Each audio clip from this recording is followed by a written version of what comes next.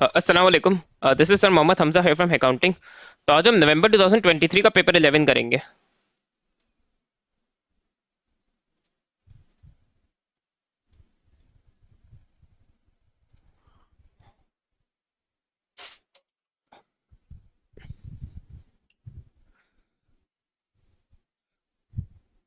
Which sources are external short term sources of finance for a limited company. तो एक तो external और short term होना चाहिए। तो अगर हम देखें रिटेन अर्निंग, एक तो लॉन्ग टर्म है और एक्सटर्नल है। लॉन्ग टर्म है रिटेन अर्निंग। शेयर कैपिटल भी लॉन्ग टर्म है। तो जिसमें 2 या 3 है वो तो आंसर ही नहीं होने चाहिए। तो उसी बेसिस पे आपके 3 ऑप्शंस कट हो गए, तो ऑप्शन ही सिर्फ बी बचा। बैंक ओवरड्राफ्ट करंट लाइबिलिटी होता है, तो short term source of finance हो गया। और ट्रेड क्रेडिट जो है वो ट्रेड पेएबल होता है, तो ये भी जो है वो करंट लाइबिलिटी होता है।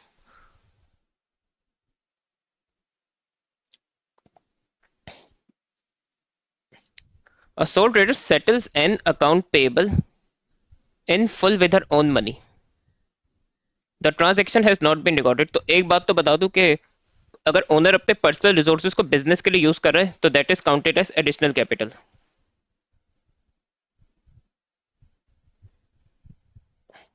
What will be the effect when this is recorded?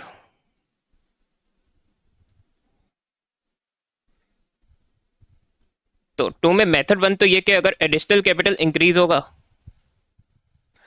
तो कैपिटल इंक्रीज होगा। अ, तो ये तो वो इक्विटी सेक्शन अगर आप सोल ट्रेडर का देख लो तो उसमें एडिशनल कैपिटल आता है। और मेथड टू में ये कि अकाउंटिंग इक्वेशन को यूज कर ले, तो देखिए अगर हम अकाउंट पेबल को ट्रेड पेबल अगर डिक्रीज होगा तो हमारी लाइबिलिटीज डिक्रीज होंगी। और accounting equation assets minus liabilities होता है अगर हमें कैपिटल या इक्विटी कैलकुलेट करनी है तो लाइबिलिटीज में से सब्ट्रैक्ट होती है अकाउंटिंग इक्वेशन में से। तो अगर लाइबिलिटी सब्ट्रैक्ट हो रही है और लाइबिलिटी डिक्रीज हो रही है तो कम वैल्यू सब्ट्रैक्ट होगी इक्वेशन में से, तो उससे भी हमारा कैपिटल या इक्विटी इंक्रीज होगी। तो आप दोनों व्यू पॉइंट से एमसीक्यू को देख सकते हैं। तो वो कह रहा है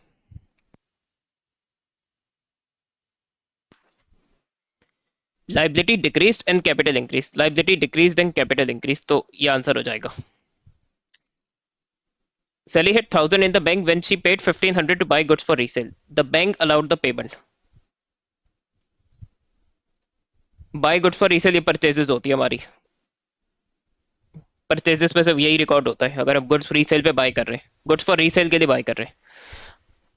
अच्छा। और जबकि हमारे अकाउंट में से 1,000 है लेकिन बैंक ने हमें 1,500 की पेमेंट अलाउ कर दी, तो बैंक ने हमें ज्यादा पे करना अलाउ किया है। How was this transaction recorded in सैलीज books of account.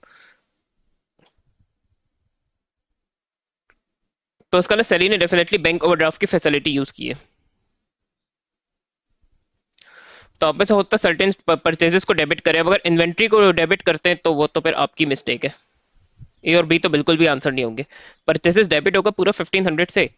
आप पे सोचते हैं सर्टेन स्टूडेंट ऑप्शन डी को प्रेफर करें कि बैंक क्रेडिट होगा। अब 500 का नेगेटिव बैलेंस है तो बैंक ओवरड्राफ्ट में क्रेडिट होगा। This is not the right answer.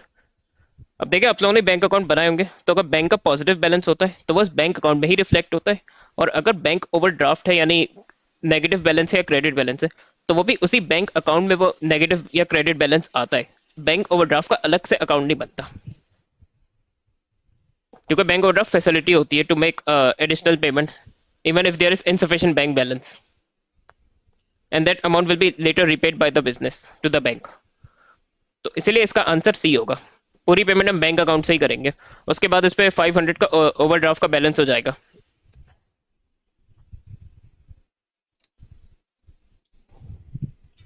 Which items identify revenue expenditure and capital receipt. तो मैंने किसी और वीडियो में डिस्कस किया कैपिटल रिसीट में स्पेसिफिक अमाउंट जो हम रिसीव करते से वही आती है, और वो फ्रीक्वेंट नहीं होती। Occasional amount occasionally business receive करता है, इरेगुलरली रिसीव करता है। और वो लॉन्ग टर्म होता, लॉन्ग टर्म में लॉन्ग टर्म होती है अमाउंट जो है।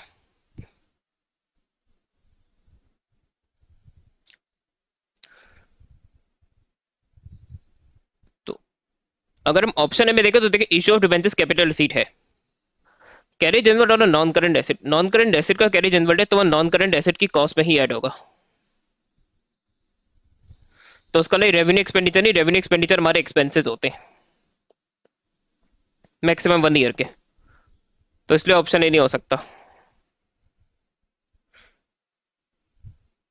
कमीशन रिसीव जो है वो रेवेन्यू इनकम है, तो ये भी कट हो गया, जबकि उस पर कैपिटल रिसीट्स आई है। अच्छा, कैश ड्राइंग तो एक तो कैश आउटफ्लो है और कैपिटल रिसीट्स इनफ्लो होता है, तो ये तो बिल्कुल ही नहीं होगा। डिस्काउंट अलाउड ऑल दो उसमें एक्सपेंस है, लेकिन ये गलत है, तो इसलिए ये भी नहीं होगा।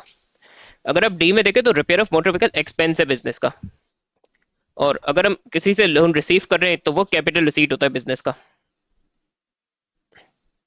विच statement identifies why depreciation is provided on non current assets. Cost is allocated to the period the benefit from them, तो जिस पीरियड हम नॉन करंट एसेट को बेनिफिट जनरेट करने के लिए यूज कर रहे हैं, उसी स्पेसिफिक अकाउंटिंग पीरियड में उसका डेप्रिसिएशन भी हमें चार्ज करना चाहिए। तो in that way the matching concept favours charging of depreciation. Realisation concept का डेप्रिसिएशन से कोई लिंक नहीं है, नॉन कैश एक्सपेंस होता है, इससे भी कोई लिंक नहीं होगा, और मार्केट वैल्यू पे शो करने के लिए रीवैल्यूएशन की जाती है नॉन करंट एसेट की, डेप्रिसिएशन चार्ज नहीं किया जाता उसके लिए।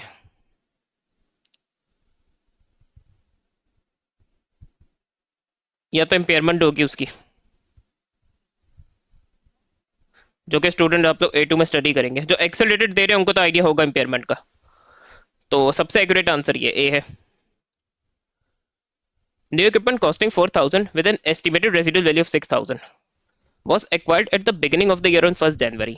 On the same date, the business made the following payments in respect of the equipment.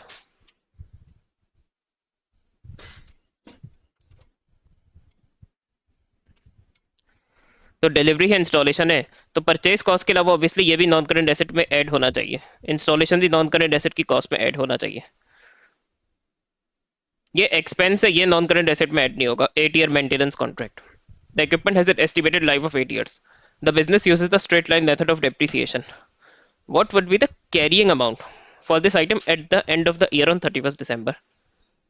तो carrying amount is net book value।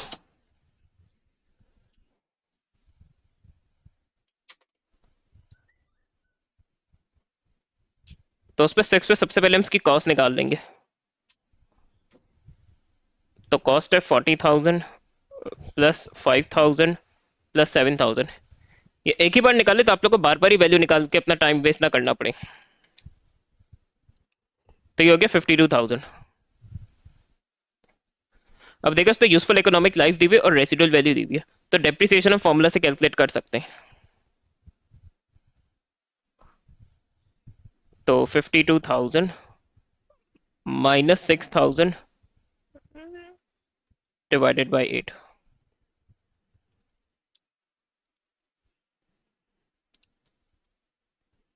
तो डेप्रिसिएशन चार्जेस का 5750। अब carrying value net book value first year में बड़े इजीली निकाल सकते हैं। अभी क्योंकि हमने से 1 साल यूज किया, तो 1 साल का ही डेप्रिसिएशन इसका एक्यूमुलेटेड डेप्रिसिएशन भी होगा, तो हम कर देंगे सिंपली 52,000 माइनस 5750। तो यह आ गया हमारा 46,250। विच error would not be identified by preparing a trial balance?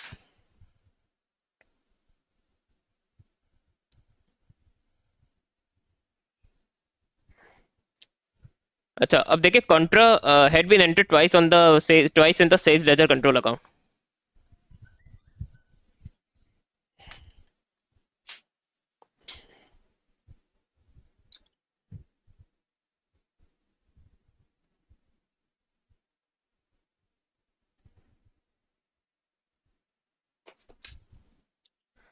तो देखिए उसने एसएलसी में ट्वाइस एंटर कर दिया, लेकिन उसने अगर पीएल देखिए उसने प्रोबेबली पीएलसी पे सही दिया होगा उसको, तो इससे ट्रायल बैलेंस में इशू आएगा। तो सर मिस्टेक जो आप या देखिए सेल्स लेजर कंट्रोल अकाउंट में,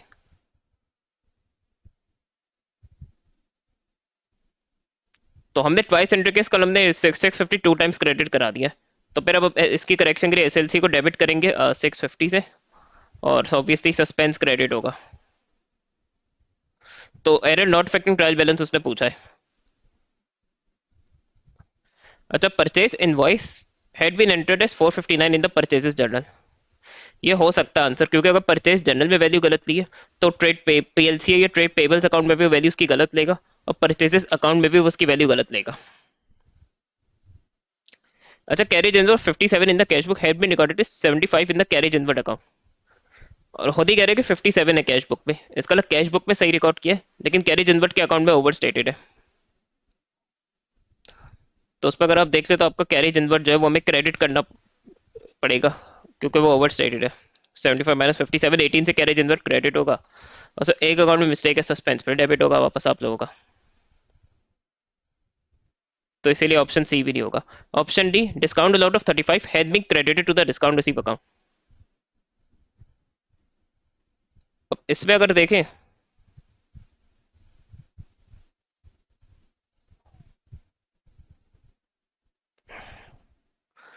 तो सबसे पहले तो डिस्काउंट रिसीव पे बिला वजह डिस्काउंट अलाउट को क्रेडिट कर दिया, तो discount receive for sure debit होगा।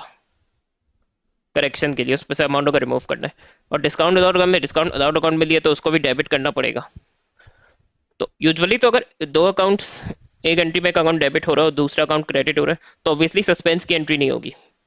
लेकिन ये कि अगर दोनों की एक तो या तो अमाउंट डिफरेंट है, दोनों डिफरेंट अमाउंट से डेबिट या क्रेडिट हो रहे हैं, और या तो ये कि दोनों अकाउंट को ही करेक्शन के लिए डेबिट करना पड़ रहा है, तो फिर ऑब्वियसली जब क्रेडिट एंट्री वो सस्पेंस अकाउंट की होगी।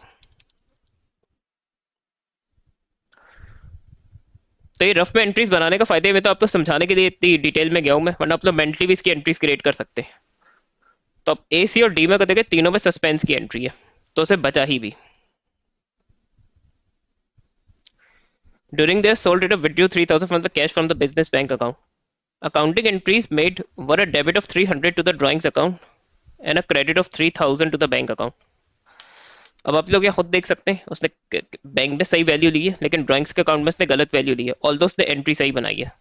तो ये हमारा ट्रांसपोजिशन एरर है, and this is one of the errors which affect trial balance. तो उस पर सस्पेंस की एंट्री ऑब्वियसली होगी, और वन अकाउंट में एरर है, इस तरह भी आप लोग समझ सकते हैं। 500 had been omitted from the discount receive account in the trial balance.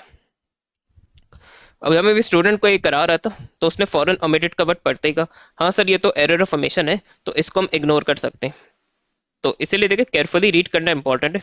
अच्छा, इस पेपर, ये पेपर बहुत डिफिकल्ट नहीं है, मगर तो इस पे यूनिक इंटरेस्टिंग एमसीक्यूज आए, and plus the questions need to be read carefully. अगर आपने जल्दबाजी की तो आपसे इस पे मिस्टेक्स हो सकती हैं। तो आपके एग्जामिनर्स पे रीडिंग भी टेस्ट कर रहा है कि आप रीडिंग सही से करते हैं और आप उस पर जल्दबाजी तो नहीं करते। देखिए ट्रायल बैलेंस से डिस्काउंट रिसीव ओमिटेड है, इसका मतलब उसका टी अकाउंट बना लिया था और उसका बैलेंस सीडी हम निकाल चुके हैं, या उसकी जो वो वैल्यू जो इनकम एक्सपेंस इनकम तो ऑब्वियसली इनकम स्टेटमेंट में ट्रांसफर होती है, वो वैल्यू हम निकाल चुके हैं इसकी टोटल डिस्काउंट रिसीव। अब वो ट्रायल बैलेंस सबमिट हुआ है, तो ये लिस्टिंग एरर होता है। तो क्योंकि ट्रायल बैलेंस में मिस्टेक की है तो ऑब्वियसली ये ट्रायल बैलेंस को अफेक्ट करेगा, तो उस पर सस्पेंस की एंट्री होगी। What was the balance on the suspense account before these were corrected?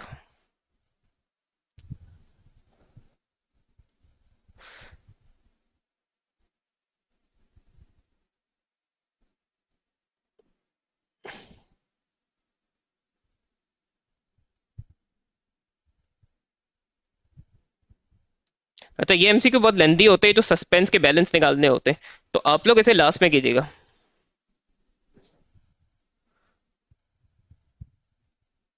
हमेशा देखें जो एरर्स होंगी रफ में एंट्री बना, लिटरली सिली मिस्टेक से बच जाएंगे। इस एमसीक्यू में थोड़ा सा टाइम लगाए लेकिन आराम से करें तो ये कि आपके सही करने के चांसेस बढ़ेंगे ऐसे एमसीक्यू को।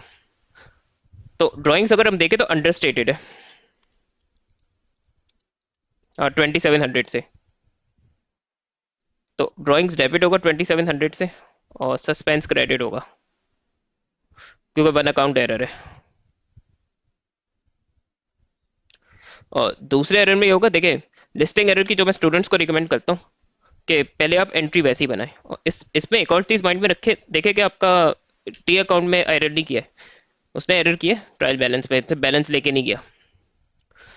वैसे एमसीक्यू में तो देखिए आप लोग का मसला नहीं, आप तो नॉर्मली काम चला सकते हैं, लेकिन लिस्टिंग एरर की स्पेसिफिक एंट्री वो पूछ भी सकता है इसलिए। तो पहले आप देखिए डिस्काउंट रिसीव अगर ओमिटेड है तो ऑब्वियसली क्रेडिट कर दें डिस्काउंट रिसीव को, और सस्पेंस पे डेबिट हो जाएगा। उसके बाद आपको इसे कट करना है, इसमें से सस्पेंस की एंट्री होगी लिस्टिंग एरर में, क्योंकि अकाउंट में मिस्टेक नहीं, सिर्फ ट्रायल बैलेंस में बैलेंस लेके नहीं गए। तो ये एंट्री आपसे पूछ भी सकता है वो, इसलिए मैंने बना दी। अब सीधा अगर हम एक रफ सस्पेंस अकाउंट बना लें तो हमारा बैलेंस आ जाएगा। तो ये 2700 ड्राइंग्स की वजह से और 500 डिस्काउंट रिसीव की वजह से, 2700 माइनस 500 से आपका बैलेंस आ जाएगा। सस्पेंस का ये ओपनिंग होगा, क्लोजिंग बैलेंस तो उसका कोई होता नहीं है।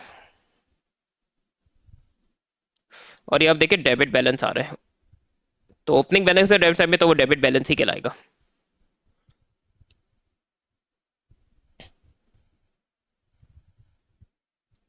अब companies bank statement show credit balance of 2000, positive balance है, इसका मतलब बैंक स्टेटमेंट में रिसीट ज्यादा है पेमेंट से। The following issues were found, a receipt of 2700 payment were recorded on the bank statement, both had been omitted from the cash book. Bank charges were correctly shown on the bank statement but had been recorded as 600 in the cash book. What was the cash book balance before any adjustments were made? तो हमें cash book का before adjustments balance निकालना है। अच्छा, और दोनों errors अगर आप देखें तो दोनों कैश बुक के एरर्स हैं। इसका मतलब बैंक स्टेटमेंट में फॉर नाउ कोई गलती नहीं है, तो हम ये जो बैंक स्टेटमेंट का बैलेंस है इसे फाइनल करेक्टेड बैलेंस एज्यूम कर सकते हैं। और जब हम बैंक रिकंसिलिएशन स्टेटमेंट बनाते हैं, बैंक स्टेटमेंट का करेक्टेड बैलेंस कैश बुक के करेक्टेड बैलेंस के इक्वल होता है। तो उसका मतलब कैश बुक का भी जो फाइनल करेक्टेड बैलेंस है वो ये 2000 होगा। अब इसमें आपको और ये क्लोजिंग बैलेंस है, तो अगर ये ओपनिंग बैलेंस होता कैश बुक का तो ऑब्वियसली इसमें मैं इसमें नॉर्मली कोई रिसीट है तो उसको ऐड करूंगा, इन पेमेंट है तो उसको माइनस करूंगा। लेकिन अभी इसका क्लोजिंग बैलेंस होगा कैश बुक का, तो इसलिए इस पे मैं रिकमेंड स्टूडेंट्स को करता हूँ कि वो उसमें एक रफ टी अकाउंट बना लें, तो उससे आप सिली मिस्टेक से बच जाएंगे। तो ऑब्वियसली ये इसका क्रेडिट बैलेंस है तो ये कैश बुक का डेबिट बैलेंस होगा, लेकिन क्लोजिंग बैलेंस है तो ये अपोजिट साइड में आएगा। अब रिसीट 2700 की ओमिटेड है, पेमेंट 3000 की ओमिटेड है, और बैंक चार्जेस अगर आप देखें तो वो ओवर स्टेटेड है, 500 को 600 रिकॉर्ड कर दिया, और बैंक चार्जेस पे क्रेडिट होते हैं। तो अब अगर हमें बैंक चार्जेस को डिक्रीज करना है तो 100 से हम इसको डेबिट करेंगे।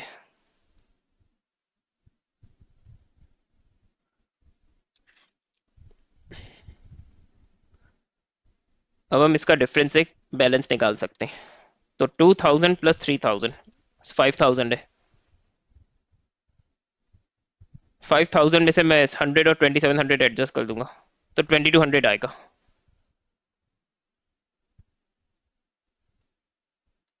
और ये अगर 2200 आपका डेबिट बैलेंस है, उसमें तो खैर इसमें है ही नहीं, इसमें तो आंसर ही चूज करना है।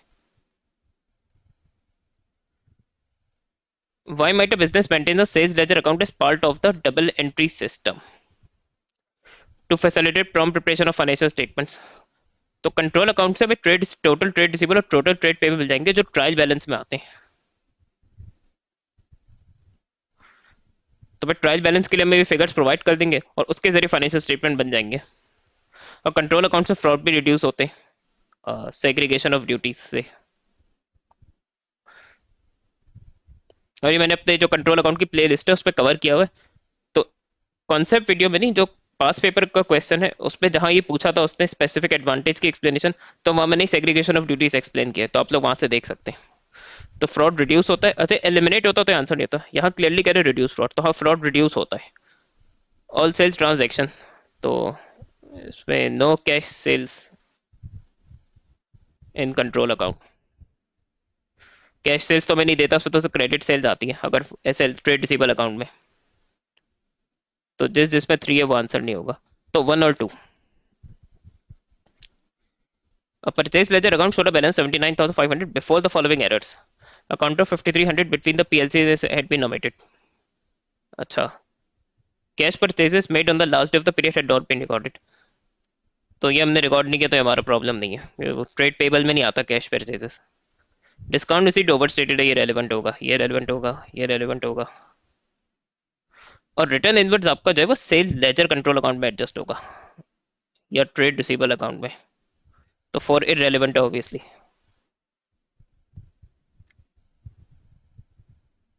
तो उसमें आप लोग टी अकाउंट से भी कर सकते हैं, या आप लोग डायरेक्ट स्टेटमेंट फॉर्म में कर लो, उसमें इतने एरर्स नहीं है तो इसलिए। वैसे चले आप लोग को मैं टी अकाउंट से कर देता हूँ, मैं तो प्लस माइनस में ही कर रहा होता हूँ, लेकिन स्टूडेंट्स को यूजुअली टी अकाउंट से ही बेहतर समझ आते हैं। तो देखिए अब इसको हम ओपनिंग लेंगे। कॉन्ट्रा ओमिटेड है, कॉन्ट्रा पीएलसी में डेबिट होता है। अच्छा, डिस्काउंट रिसीव जो है वो ओवर स्टेटेड है, तो डिस्काउंट रिसीव नो इस पे डेबिट होता है ट्रेड पे पीएलसी में, क्योंकि इसको डिक्रीज कर रहा होता है। अब हमने इसको ओवर स्टेट किया तो ऑब्वियसली हमें इसको डिक्रीज किया, तो हमें इसको क्रेडिट करना पड़ेगा डिस्काउंट रिसीव को रिड्यूस करने के लिए।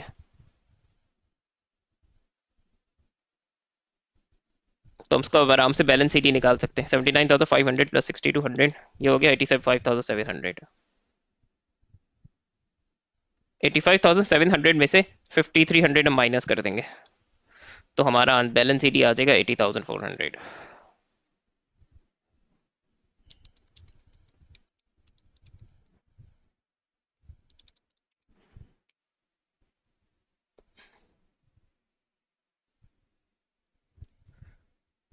A business has trade receive 52,000 at the year end. The allowance for irrecoverable debt in the draft statement of financial position is 3,000.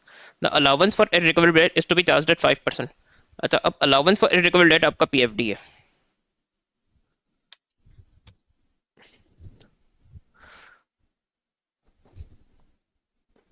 और ये मैंने टॉपिक अपनी प्लेलिस्ट यूट्यूब पे कवर किया हुआ है, तो वहां भी मैंने स्टूडेंट से बात की थी कि फ्रॉम 2023 वो allowance for irrecoverable debt covered use करेगा। अब P provision for doubtful debt covered use नहीं करेगा। तो आप लोग को अभी खुद क्लियर होना चाहिए कि पीएफटी है। तो उसने अभी तो 3,000 चार्ज किया, अब वो सोच रहे कि 5% चार्ज कर ले, तो उसका चेंज करने का इफेक्ट क्या होगा प्रॉफिट पे और करंट एसेट्स पे।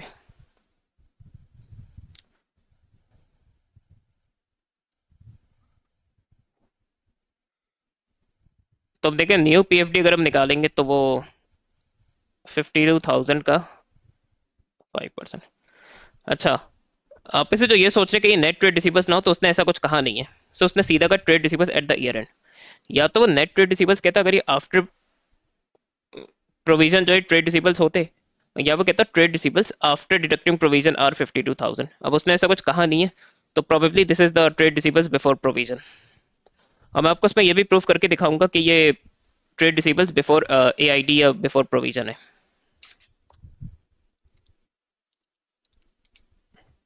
तो ये न्यू पीएफडी आया 2600, और अभी हमारा एसओएफपी में 3,000 है। इस कलम स्टेटमेंट ऑफ प्रॉफिट और लॉस पे भी 3,000 या वो कुछ लेके गए होंगे।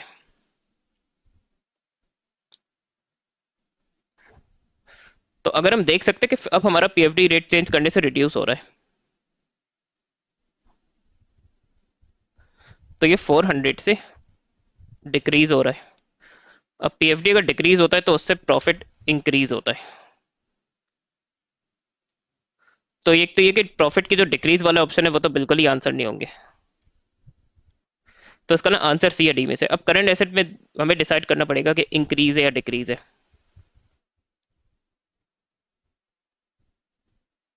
तो हम नेट ट्रेड रिसीवेबल्स एक तो करंट निकालेंगे, जिसपे हम 52,000 माइनस 3,000 करेंगे।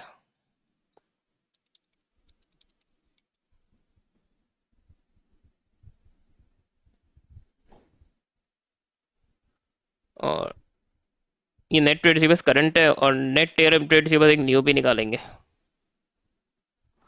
जिसमें 52,000 माइनस 2,600 हो जाएगा।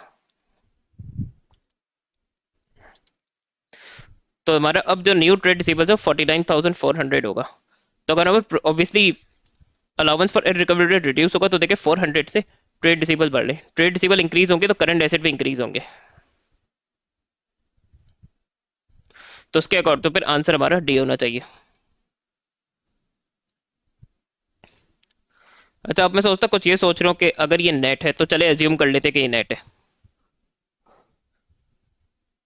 तो उसका ना हमें टीआर अगर बिफोर पीएफडी निकाल बिफोर एआईडी निकालना है, तो मुझे 52,000 से जो 3,000 माइनस किया होगा वो मैं ऐड करा देता हूँ चले।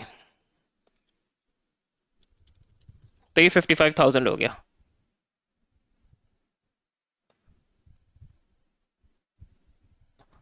फिर मैं 55,000 पे मैं 5% लगाऊंगा।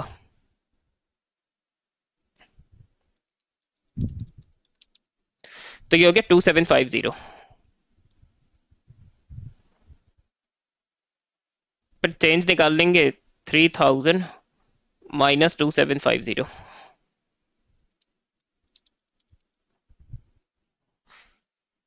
तो ये हो गया 250। और ये पीएफडी अगर डिक्रीज हो रहा है 250 से, तो ऑब्वियसली प्रॉफिट भी फिर इतने से ही बढ़ना चाहिए। तो आप अगर देखें तो इसने ऐसा कोई ऑप्शन दिया ही नहीं कि जिसमें प्रॉफिट 250 से इंक्रीज हो रहा हो। तो P2 में तो ये चीज़ थोड़ा वेरीफाई करना मुश्किल होती है। एमसीक्यूज में जिस तरह आपको ऑप्शंस के आंसर दिए हुए ना, तो इस तरह का अगर आपको कोई डाउट हो भी रहा हो कि पता नहीं है नेट ट्रेड रिसीवर्स है या ट्रेड रिसीवर्स बिफोर एआईडी है, तो आप लोग थोड़ा इस तरह वेरीफाई भी कर सकते हैं। तो अब देखिए, अगर हम इसको नेट, तो हम इसको नेट अगर एज्यूम करते 50,000 का, तो उससे तो ये आंसर ही नहीं आ रहा कोई ऑप्शन में।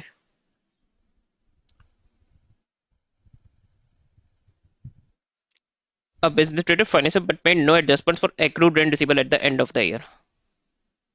देखिए, जो accrued इनकम है वो हमारा करंट एसेट होता है।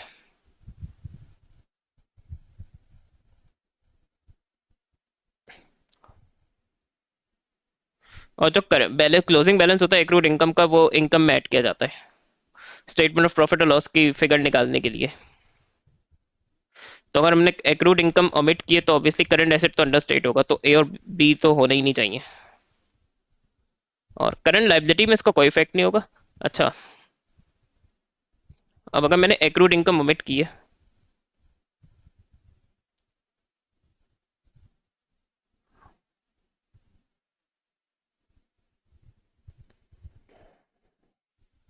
तो एक तो ये कि इनकम अंडर स्टेट होगी, इनकम अंडर स्टेट होगी तो प्रॉफिट कम हो जाएगा ऑब्वियसली। तो sole trader कह दो draft profit is 50,000। She आस्टर accountant, her accountant, तो खुद भी शी, उसके अकाउंटेंट भी शी। ये इंपॉर्टेंट है एमसीक्यू को, अगर आपको उस पर मिस्टेक से बचना है। For issues which she short might affect the draft profit, needs to be dated of as recoverable, तो ये हम बिल्कुल एडजस्ट करेंगे, ये डिक्रीज करेगा प्रॉफिट को। अच्छा, she accounted for her drawings, कुछ समझेंगे कि अकाउंटेड है, नहीं शी अकाउंटेड, तो क्योंकि वो खुद भी शी है बिजनेस की ओनर, तो she accounted for drawings F if they were staff salaries, तो उसने अपनी ड्राइंग्स को एस ऑपरेटिंग एक्सपेंस ट्रीट कर दिया।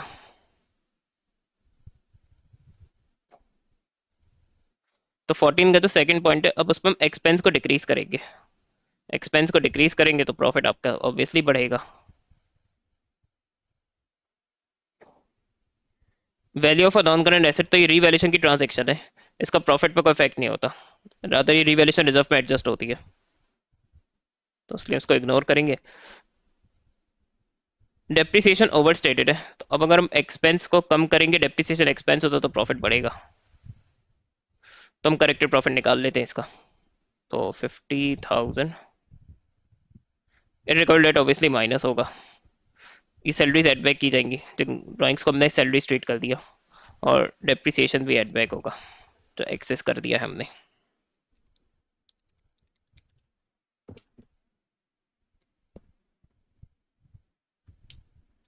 तो ये आए 63,000।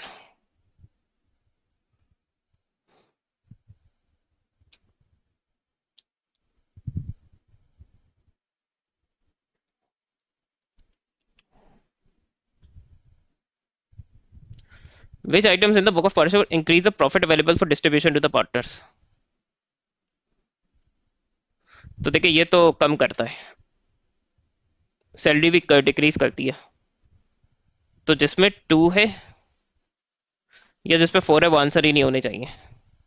अब इंटरेस्ट ऑन ड्राइंग देखिए, हमारे रेसिडुअल प्रॉफिट को, डिस्ट्रीब्यूटेबल प्रॉफिट को बढ़ाता है, और डिस्काउंट रिसीव भी ऑब्वियसली प्रॉफिट बिफोर डिस्ट्रीब्यूशन को इंक्रीज करेगा, प्रॉफिट बिफोर एप्रोप्रिएशन को। LM is sharing profit and losses in proportion to the capital invested. The following information is available. Capital LM profit before the year before appropriation drawings. No interest and drawing up to 10,000 for each partner. Interest at the rate of 5% charge on any drawings in excess of 10,000. What was L's share of residual profit?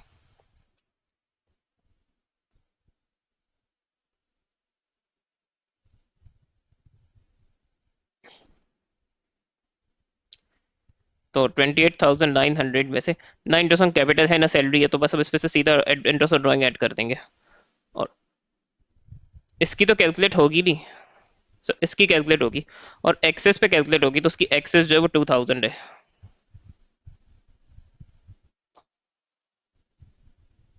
तो हम 2000 पे 5% लगा देंगे। और interest on drawing obvious residual profit को increase करती है, तो ये हो गया 100।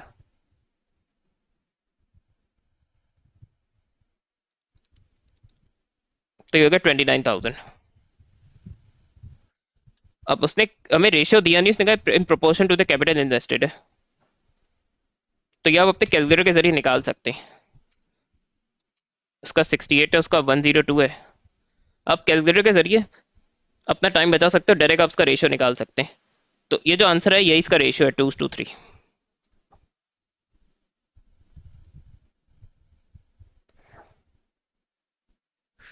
तो फिर से एल का शेयर निकालना है,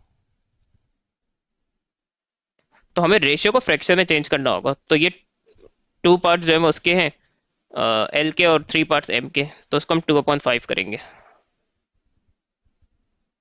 टोटल 5 हो जाएगा।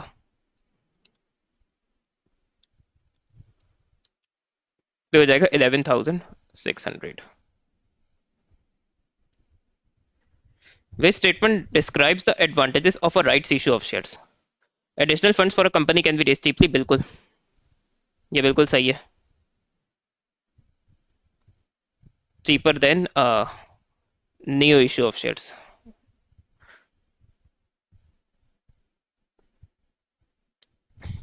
क्योंकि उसमें प्रोस्पेक्टस का इशू नहीं होता प्रिंट कराने का, और हमें अंडर राइटिंग के या हमें इन्वेस्टमेंट बैंक को नहीं पे करना पड़ता, ना अंडर राइटिंग फर्म को हमें देना पड़ता है, ना हमें ब्रोकर को देना पड़ता है, क्योंकि एग्जिस्टिंग शेयर होल्डर्स को ही सेल हो रहे होते हैं। तो ऑब्वियसली इसकी जो कॉस्ट ऑफ इशूइंग शेयर्स है वो कम है न्यू इशू ऑफ शेयर से। तो 1 तो बिल्कुल सही है। तो जिस पे 1 नहीं, उसको आप स्ट्रेट अवे कैंसिल कर दें। अच्छा, control of the company remains with the existing share holders if all rights are taken up. बिल्कुल, अगर सब शेयर होल्डर्स राइट्स इशू के शेयर्स के लिए सब्सक्राइब कर लेते हैं तो उन्हीं की शेयर होल्डिंग और बढ़ जाएगी, तो उससे dilution of ownership and control का इशू नहीं आएगा। अच्छा, ऑल्टरनेटिव टू डिविडेंड्स नहीं, उसका वो बोनस इशू है, तो जिसपे 3 है वो भी नहीं। तो the following information is available for a limited company financial year and 31 December। At 1 January, the total equity was 350,000. This included 100,000 shares of $1 each. On 30 June, there was a right issue of 10,000 shares of 1.5 each. This was fully subscribed. Premium पे share issue हो रहे। अच्छा, on 1 October the company paid a dividend of 0.1 पर share. अब देख सकते हैं कि ईयर बिगनिंग के 100,000 शेयर थे, उसके बाद 30 जून को उसने राइट्स इशू के शेयर इशू किए। तो ये जो अक्टूबर का डिविडेंड है, ये आफ्टर शेयर इशू जो है वो हम डिविडेंड दे रहे हैं, तो ये अपडेटेड शेयर्स पे दिया जाएगा, अनलेस वो कहे खुद के कोई स्पेसिफिक शेयर्स पे हम डिविडेंड देंगे। प्रपोज डिविडेंड हम इग्नोर करेंगे, प्रॉफिट फॉर द ईयर तो ऐड हो जाएगा, तो उसने सीधा आपसे टोटल इक्विटी पूछी है, तो उसके हिसाब से हम इसकी वर्किंग करेंगे।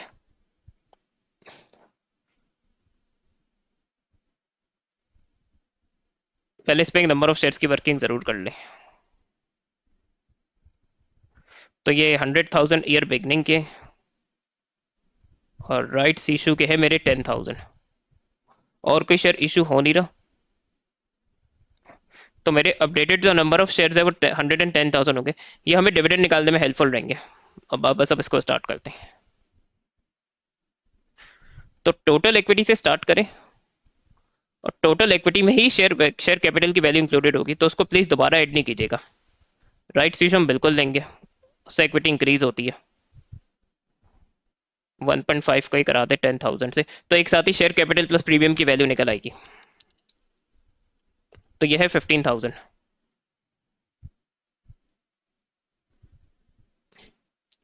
इसके बाद डिविडेंड ये डिक्रीज करेगा उसको, तो ये सीधा 0.1 को 110,000 से करवा दे, तो ये हो गया 11,000। और profit for the year add हो जाएगा 26,500।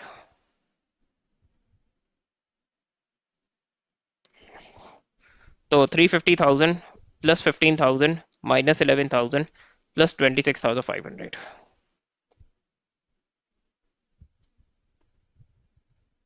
तो ये हो गया 380,500।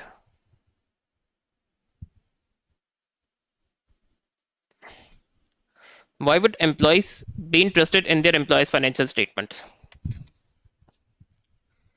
To assess whether the business can continue to trade in the foreseeable future. हाँ, अब एम्प्लॉय ना जॉब सिक्योरिटी को असेस करने की कोशिश करेगा कि उसे लिक्विडिटी की पोजीशन सही है या नहीं है, प्रॉफिटेबिलिटी की पोजीशन क्या है, उसमें इंप्रूवमेंट आ रही है या नहीं, या लॉसेस पे चल रहा है कंटिन्यूअसली बिजनेस। ताकि अगर उसे लगे कि बिजनेस नहीं चलेगा तो वो दूसरी जॉब्स पे अप्लाई करे। कंपनी के हालात सही हैं तो वो अपनी जॉब चलाता रहेगा इसी कंपनी में। अच्छा, रेपुटेशन पे वैल्यू लगाना यानी गुडविल कैलकुलेट करना, that is job of the accountant, या जो फाइनेंस डिपार्टमेंट के एम्प्लॉयज होते हैं, और फाइनेंस के लोग काम करेंगे ये। तो ये एक सिंपल एम्प्लॉय अगर है तो उसका कंसर्न नहीं है रेपुटेशन पे वैल्यू लगाना। To understand the impact of business on the economy नहीं, to compare the salaries with employees of competitors. अब कुछ स्टूडेंट्स ये कहेंगे कि भाई क्योंकि सैलरीज की फिगर दी हुई होती है उसे एज एक्सपेंस हम लेते हैं, तो हम अपनी सैलरीज एक तरह से कंपेटिटर्स के फाइनेंशियल स्टेटमेंट्स में सैलरी को देख के कंपेयर कर सकते हैं। तो उसमें आपको कुछ एक्चुअल फाइनेंशियल स्टेटमेंट से दिखा के एक्सप्लेन करना चाहूंगा। अब देखिए जो पब्लिश फाइनेंशियल स्टेटमेंट्स है ना, इसमें आप सैलरीज अगर देखें तो टोटल में दी हुई है, डिस्ट्रीब्यूशन की भी अगर कोई सैलरीज है टोटल में दी हुई है, मैन्युफैक्चरिंग के एम्प्लॉयज हैं उनकी भी सैलरीज टोटल में दी हुई है। तो एक इंडिविजुअल तो देखिए अपनी इसको सैलरी पता नहीं तो वो कंपेटिटर के फाइनेंशियल स्टेटमेंट्स को देख के कंपेटिटर से सैलरी कंपेयर करेगा कैसे। लेकिन अनलेस अगर किसी कंपेटिटर के एक एम्प्लॉय से कांटेक्ट है तो उसकी रफ सैलरी पूछ के और अपनी सैलरी से कंपेयर बिल्कुल कर सकता है, लेकिन फाइनेंशियल स्टेटमेंट्स के जरिए ये कंपेरिजन पॉसिबल नहीं है। तो जरा अपने एमसीक्यू में वापस आ जाते हैं। तो A is the more accurate answer. A business received a 5-year loan of 40,000. The loan was paid into the bank current account. What was the effect of the loan?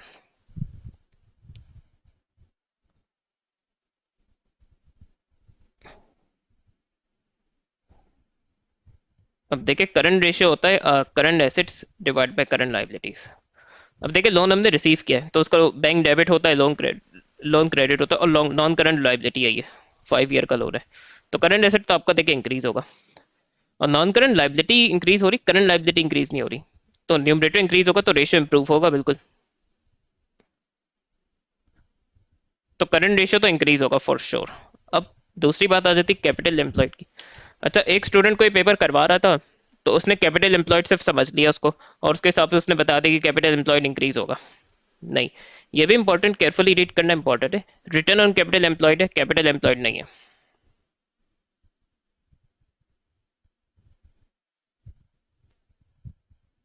तो हमेशा ऐसे रेशियो पे MCQ में मैं recommend करता हूँ कि rough अपने सामने फॉर्मूला लिख लें। ये प्रॉफिट फ्रॉम ऑपरेशन है डिवाइडेड बाय कैपिटल एम्प्लॉयड।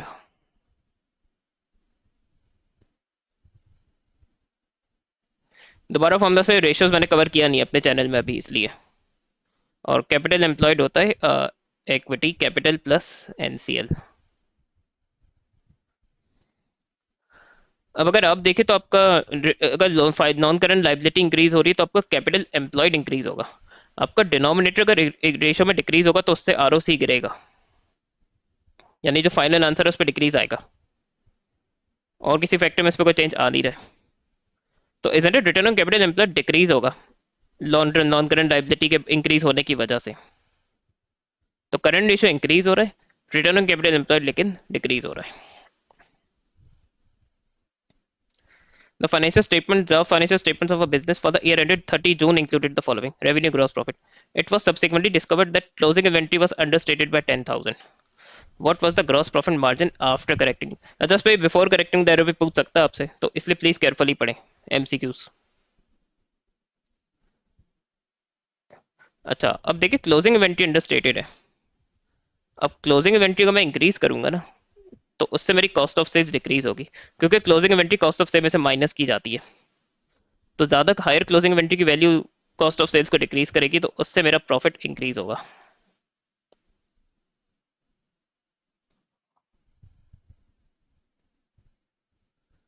तो इसके दो मेथड हैं, कोई थोड़ा इनडायरेक्ट, कोई थोड़ा ज़्यादा वर्किंग से करेगा, कोई डायरेक्टली करेगा। दोनों मैं इसलिए कर रहा हूँ ताकि हर टाइप का स्टूडेंट एकोमोडेट हो जाए। देखिए इन दोनों के डिफरेंस से करंट कॉस्ट ऑफ सेल्स आ जाएगी।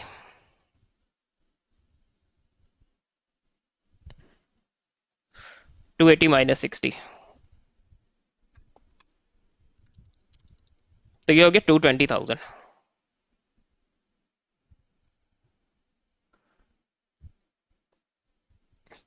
अब इसमें अब रेवेन्यू में तो देखो चेंज नहीं आएगा। अब इन्वेंट्री की अगर करेक्शन करूंगा तो क्लोजिंग इन्वेंट्री इंक्रीज होगी तो कॉस्ट ऑफ सेल्स डिक्रीज होगा।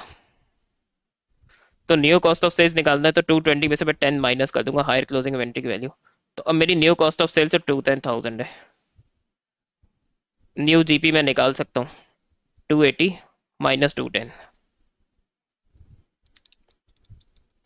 तो अब देखिए ग्रॉस प्रॉफिट बढ़ गया। नया जीपी मार्जिन निकाल लें।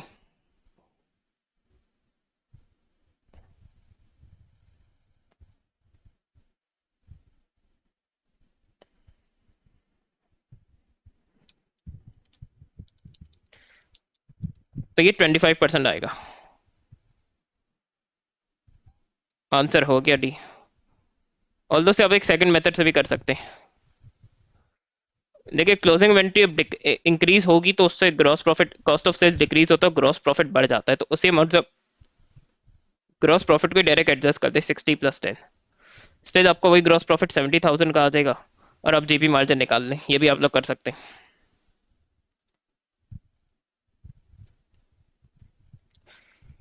The following information is available for a company: sales revenue for the year, debenture interest paid, gross profit margin, expenses to revenue ratio, return on capital employed। इस बार दिया हुआ है और उसके जरिए एक्सपेक्ट करें कि आप उससे कैपिटल एम्प्लॉयड निकालें।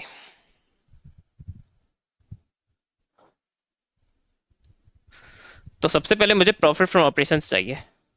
देखिए जीपी मार्जिन के जरिए ग्रॉस प्रॉफिट आ जाएगा और operating expenses to revenue ratio के जरिए ऑपरेटिंग एक्सपेंसेस निकाल लेंगे। तो gross profit minus operating expenses से हमारा प्रॉफिट फ्रॉम ऑपरेशंस आ जाएगा। तो ये कि 1600 का 20% ये ग्रॉस प्रॉफिट है। इस पे से ऑपरेटिंग एक्सपेंसेस जो कि operating expenses to revenue ratio आ जाएंगे। अगर देखिए मेरा एक्सपेंसेस टू रेवेन्यू रेशियो 12% है, इसका मतलब रेवेन्यू का 12% ऑपरेटिंग एक्सपेंसेस है। इससे मेरा डायरेक्ट आ जाएगा प्रॉफिट फ्रॉम ऑपरेशंस।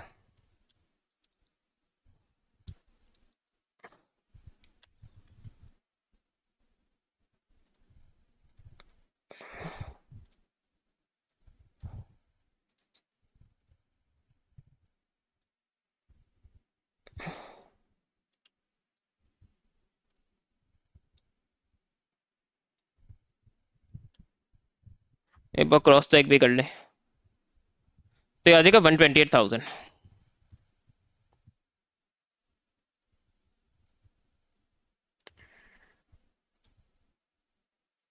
ये मेरा प्रॉफिट फ्रॉम ऑपरेशंस हो गया।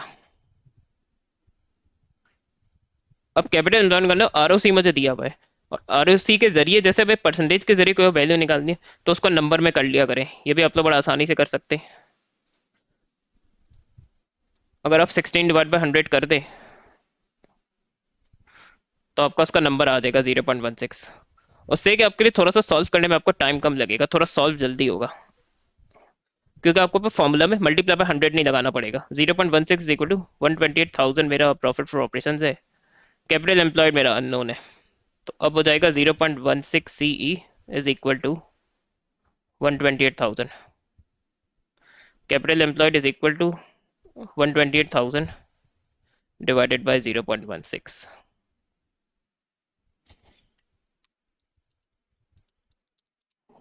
तो ये हो जाएगा मेरा 800,000।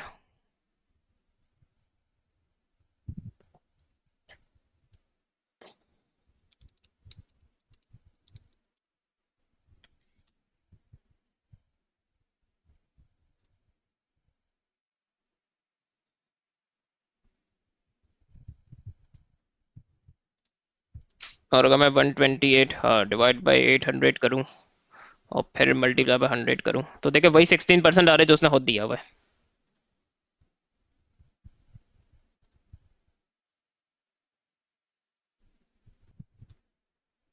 Now 24, 8 employees work in a team. Each employee is paid 16 an hour and team and team share a group bonus between them, which is based on their output of product. For any production in excess of 500 units, the team, as a group, is paid a bonus of 8 per unit. The bonus is shared equally and is paid on a weekly basis. Last week, each member of the team worked 40 hours, and the team as a whole produced 560 units. What was the pay of each member? तो हमें total पे पूरे 8 employees का नहीं निकालना है, हमें total पे पर टीम मेंबर कैलकुलेट करनी है इसमें.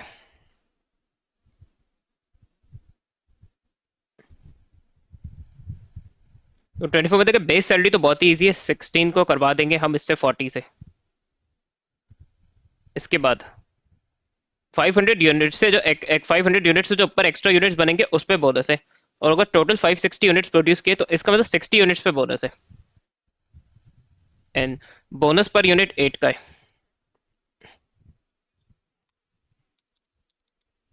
अब देखिए 640 तो एक सिंगल मेंबर की पे है, सही है.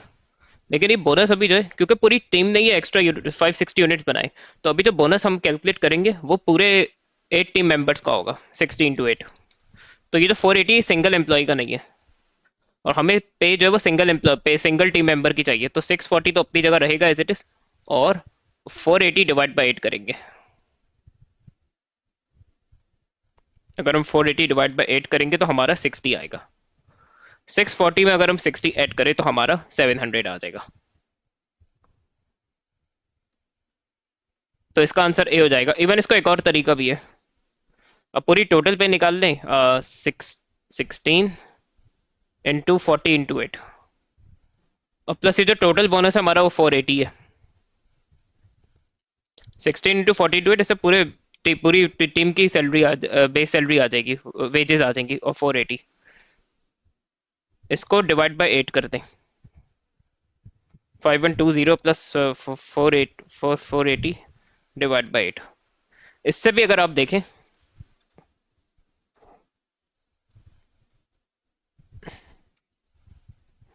5120 प्लस 480 डिवाइड बाई 8, तो देखिए वही 700 आया.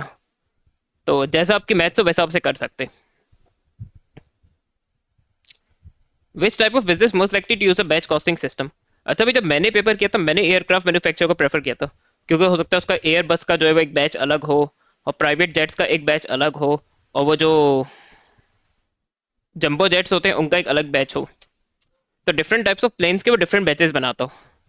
अच्छा, कार कंपोनेंट, लेकिन इसका आंसर बी है, कार कंपोनेंट मैन्युफैक्चरर. अब उसने उस पर भी स्पेसिफाई नहीं किया कि वो डिफरेंट कंपोनेंट्स के बैचेस बनाता है या सिर्फ वो एक ही किसी कंपोनेंट की मैन्युफैक्चरिंग कर रहा है. सबसे जो उस पर घटिया ऑप्शन है वो डी है.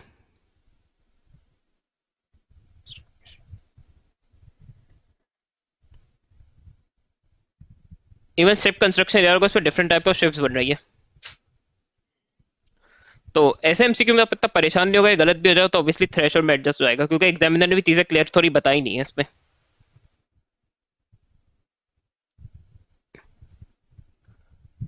A company is asked to make a new machine for a customer. It provides the following estimates. Material will cost 110, labor will be 30 per hour at a cost of 14 per hour. The company charges overheads at 10 per labor hour and has a markup of 30% on the total cost. What is the price on the job cost sheet?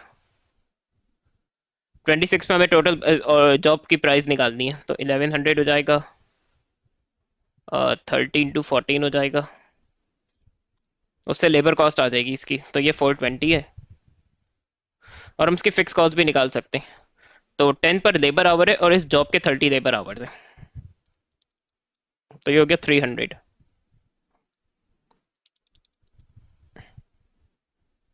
इससे हमारी total cost आ जाएगी 1100 plus 420 plus 300, तो ये हो गया 1820.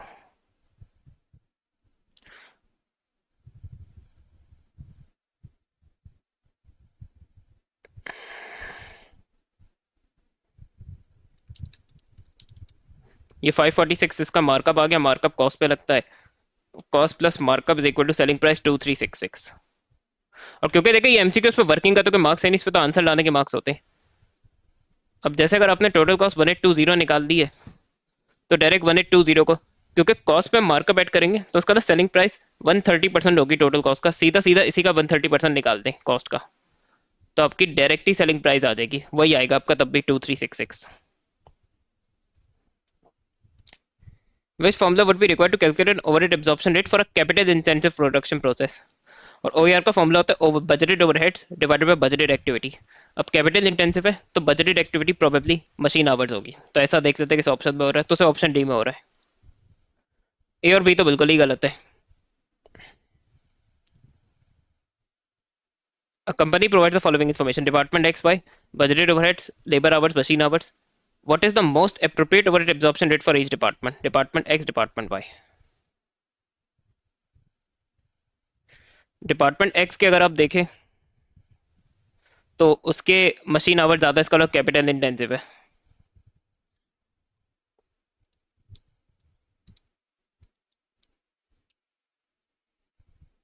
तो इसका हो जाएगा 18.75। यूनिट में इसलिए नहीं लिख रहा कि अब P2 नहीं है, और वैसे ही वो आंसर में यूनिट लिखा हुआ है डी वाई। डिपार्टमेंट वाई का 210,000 ओवरहेड है, उसके अगर आप देखें तो उसके लेबर आवर ज्यादा है, इसका मतलब वो लेबर इंटेंसिव है, 10,000 से डिवाइड करा दे तो ये आया 21। जिस ऑप्शन में दोनों वैल्यूज होंगी वो आंसर हो जाएगा, तो 18.75 पर मशीन आवर, 21 पर labour our. A business makes and sells a single type of product. The following budgeted information is available: selling price, sales volume, variable cost, fixed cost. The director has recommended a 20% reduction in the selling price. Variable cost will reduce to, अब देखिए ये carefully पढ़ने में होता है, variable cost 4 से reduce नहीं हो रही, विल रिड्यूस टू है, रिड्यूस बाय नहीं है, इसका मतलब अब reduced variable cost 4 per unit होगी जो न्यू वेरिएबल कॉस्ट है। अगर रिड्यूस बाय कहता तो फिर मैं 5 - 1 करता। And sales volume is expected to increase by 5%। What is the new budgeted profit? Fixed cost में कोई चेंज आ नहीं रहा है, वैसे भी नहीं आता।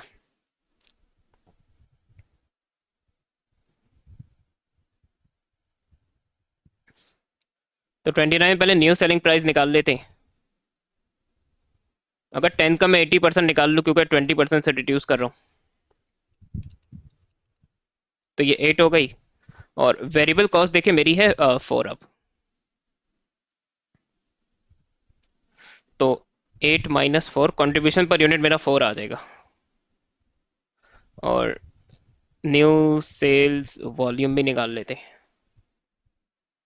तो करंटली मेरा 10,000 है, और ये कह रहा है कि वो 5% इंक्रीज हो जाएगा, तो एक तरह से मैं इसका 105% निकाल लेता हूँ, तो ये हो गया 10,500। अब प्रॉफिट निकालना बहुत ही ईजी है, अगर 4 को मैं 10,500 से कर दूँ तो टोटल कंट्रीब्यूशन आ जाएगा, और उसमें से मैं फिक्स कॉस्ट माइनस कर दूँ 25,000, तो मेरा 17,000 प्रॉफिट हो गया।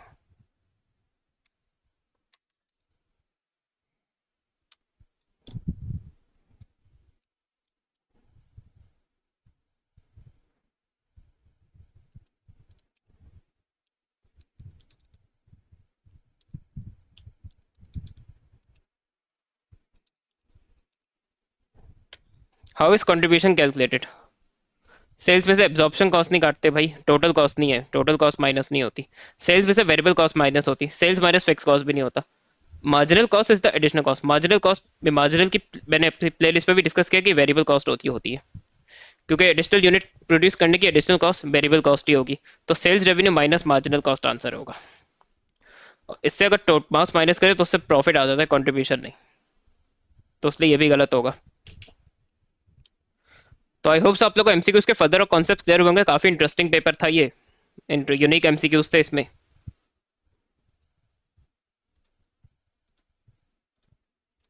तो इसका थ्रेश आप देख सकते हैं, इतना लो नहीं, इनफैक्ट 23 है, ऑल तो बी के लिए लो है और आपका ए के लिए 23 है। तो उसका स्टूडेंट्स रिलेटिवली डिसेंट परफॉर्मेंस दी है इस पेपर में, जो भी अपियर हुए थे इस पेपर में।